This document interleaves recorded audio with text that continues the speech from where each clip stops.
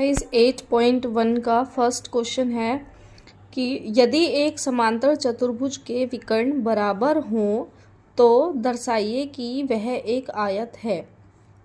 ठीक है, एक समांतर चतुर्भुज है ABCD, ठीक है, जिसके विकर्ण बराबर है AC बराबर है BD के। तो ये हमें दिया हुआ है, हमें दर्शाना क्या है कि ये जो समांतर चतुर्भुज है ये एक आयत भी है, हमें ये शो करना है। ठीक है, तो आयत समांतर चतुर्भुज में क्या होता है कि भाई आमने सामने की भुजाएं बराबर होती हैं, आयत में भी आमने सामने की भुजाएं बराबर होती है। लेकिन आयत में एक चीज़ होती है कि उसमें जो अगर हम किसी भी एक कोण को हम 90 डिग्री का प्रूव कर दें तो वो एक आयत भी प्रूव हो जाएगा। ठीक है, तो हम क्या करेंगे, हम इस वाले त्रिभुज को लेंगे और इस वाले त्रिभुज को लेंगे, इन दोनों को सर्वांग सम प्रूव करेंगे सबसे पहले।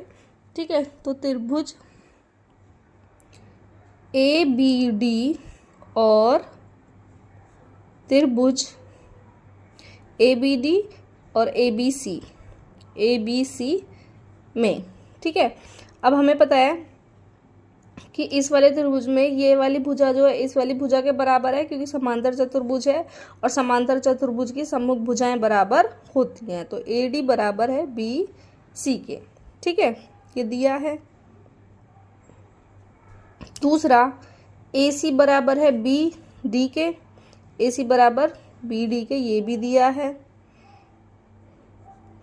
उसके बाद AB जो है दोनों त्रिभुजों में कैसी है, कॉमन भुजा है। तो AB जो है वो बराबर है AB के, उभयनिष्ठ भुजा। ठीक है, अब क्या हुआ कि इनकी वजह से ये दोनों त्रिभुज सर्वांग सम हो गए, ABD सर्वांग सम हो गया त्रिभुज ABC के। ठीक है, SSS के अकॉर्डिंग, भुजा भुजा भुजा। ठीक है, अब ये दोनों त्रिभुज अगर सर्वांग सम हैं, इसका मतलब कि ये वाला जो एंगल है वो बराबर है इस वाले एंगल के। ठीक है, ये वाला कोण इस वाले कोण के बराबर होगा, तो कोण BAD बराबर होगा ABC के। ठीक है, और दूसरी बात, क्योंकि ये एक समांतर चतुर्भुज है तो ये वाले कोण कैसे हैं, अंतःकोण, और अंतःकोण कैसे होते हैं, संपूरक होते हैं। तो इन दोनों का जो योग होगा वो होगा 180 डिग्री के बराबर। Angle BAD plus angle ABC equal होगा 180 डिग्री। अब यहाँ से हमें फर्स्ट इक्वेशन से हमें दिख रहा है कि BAD बराबर है ABC के, तो BAD की जगह यहाँ पर मैं ABC लिख सकती हूँ। Angle ABC plus angle ABC equal हो जाएगा 180 डिग्री के। ठीक है, तो 2 times of angle ABC equal हो जाएगा 180 और एंगल ABC हो जाएगा 180/2, एंगल ABC आ गया 90 डिग्री। ठीक है, ये हमें प्रूव करना था। ठीक है, एक एंगल 90 डिग्री आ गया, इसका मतलब ये जो समांतर चतुर्भुज है ये क्या है, एक आयत भी है। सेकंड क्वेश्चन है हमारा कि दर्शाइए कि एक वर्ग के विकर्ण बराबर होते हैं और परस्पर समकोण पर समद्विभाजित करते हैं। क्या दिया हुआ है, एक वर्ग दिया हुआ है ABCD। अब हमें पता है कि ये वर्ग है, तो वर्ग की चारों भुजाएं कैसी होती हैं, बराबर होती हैं। ठीक है, तो ये हमें दिया हुआ है कि AB बराबर है BC के और BC बराबर है CD के और CD बराबर है AD के।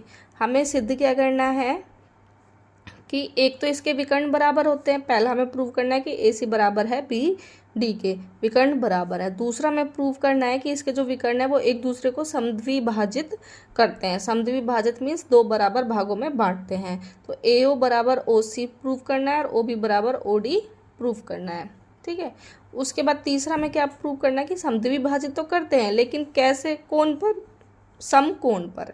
तो ये वाला जो एंगल है वो हमें प्रूव करना है 90 डिग्री का। ठीक है, तो ये 3 चीज़ें हमें प्रूव करनी है। तो सबसे पहले हम लेकर चलते हैं ये वाला त्रिभुज ABD, त्रिभुज ABD और त्रिभुज ABC, त्रिभुज ABC। ठीक है, इसमें हमें पता है कि AD बराबर है सी के दिया है।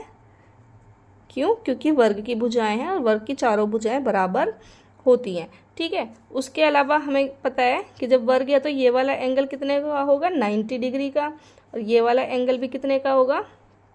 90 डिग्री का। ठीक है, तो ये दोनों कोण कैसे हैं? बराबर हैं। कोण DAB बराबर है कोण CBA के। ठीक है, दोनों कैसे हैं? 90 डिग्री के हैं। ठीक है, उसके बाद जो AB भुजा है वो AB के बराबर है, क्योंकि दोनों त्रिभुजों में ये एक कॉमन भुजा है। ठीक है, तो त्रिभुज ABD सर्वांग हो गया त्रिभुज ABC के। ठीक है, SAS इसके अकॉर्डिंग, इस प्रॉपर्टी के according, side angle side, side angle side. ठीक है, तो अब अगर ये सर्वांग सम है, इसका मतलब इस त्रिभुज की ये भुजा इस भुजा के बराबर होगी, तो AC बराबर होगा BD के। ठीक है, फ्रॉम CPCT। तो फर्स्ट हमारा प्रूव हो गया। ठीक है, सेकंड अब हमें प्रूव करना है कि AO बराबर OC, AO बराबर OC, OB बराबर OD। तो अब हम क्या करेंगे? हम ये वाला त्रिभुज लेंगे और ये वाला त्रिभुज लेंगे। ठीक है, तो त्रिभुज AOB और त्रिभुज COD में, ठीक है, ये दोनों त्रिभुज लेंगे। अब इसमें हमें साफ पद दिखाई दे रहा है कि भाई जो AB है वो CD के बराबर है। क्यों? क्योंकि वर्ग की भुजा है। ठीक है, तो AB बराबर है CD के। दूसरा, ये वाला जो कोण है, कोण AOB बराबर होगा कोण COD के। कैसे कोण है? शीर्षाभिमुख कोण। ठीक है, उसके अलावा जो ये एंगल 1 है ये एंगल 3 के बराबर होगा। ये कैसे कोण है? एकांतर कोण। ठीक है, तो यहाँ से त्रिभुज AOB सर्वांग सम हो गया त्रिभुज COD के। कौन सी प्रॉपर्टी से? AAS। ठीक है, AAS angle angle side property की वजह से। अब अगर ये दोनों सर्वांग सम है तो इसका मतलब AO बराबर होगा OC के और OB बराबर होगा OD के। ठीक है, फ्रॉम CPCT। सर्वांग सम त्रिभुजों के संगत भाग भी समान होते हैं। तीसरा हमें प्रूव करना है कि ये जो विकर्ण है ये एक दूसरे को समकोण पर समद्विभाजित करते हैं। मीन्स ये वाला जो एंगल है ये हमें 90 डिग्री का प्रूव करना है। एंगल AOB हमें 90 डिग्री का प्रूव करना है। ठीक है, तो अब हम ये वाला त्रिभुज लेंगे और ये वाला त्रिभुज लेंगे। ठीक है, तो त्रिभुज AOD और त्रिभुज AOB में, ठीक है, AOD AOB ये दोनों त्रिभुज ले लिए। इसमें ये वाली भुजा इस वाली भुजा के बराबर है। क्यों? क्योंकि कैसे क्या है? ये एक वर्ग है। ठीक है, तो AB बराबर है AD के। दूसरा, इसमें AO कॉमन है। ठीक है, AO बराबर है AO के, उभयनिष्ठ। तीसरा, इसमें ये वाला कोण जो है एंगल ADB, ठीक है, एंगल ADB ये वाला कोण इस वाले कोण के बराबर होगा, क्योंकि ये भुजा बराबर है, ये भुजा बराबर है।